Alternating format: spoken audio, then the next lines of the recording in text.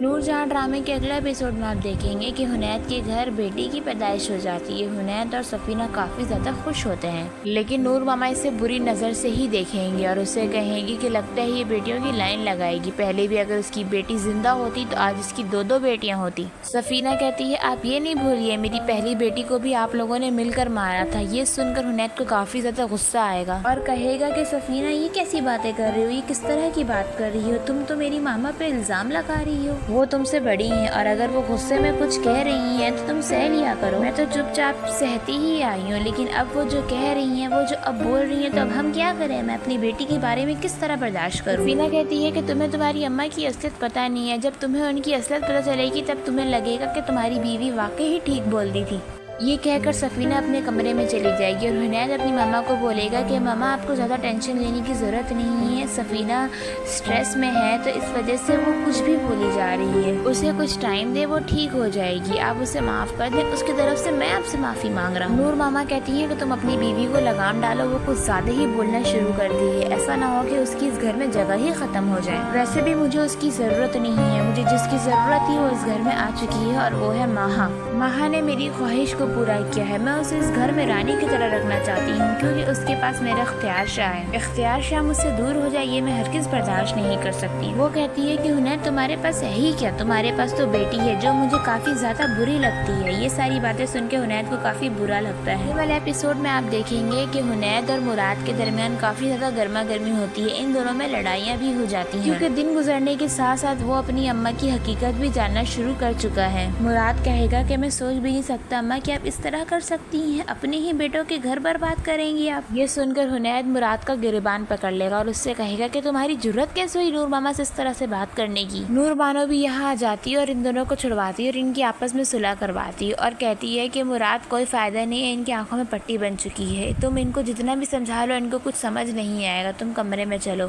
مزید drama reviews کے لیے ہمارے چینل کو سبسکرائب کریں، ویڈیو اچھی لگی تو لائک اور شیئر بھی لازمی کریں۔ اللہ حافظ۔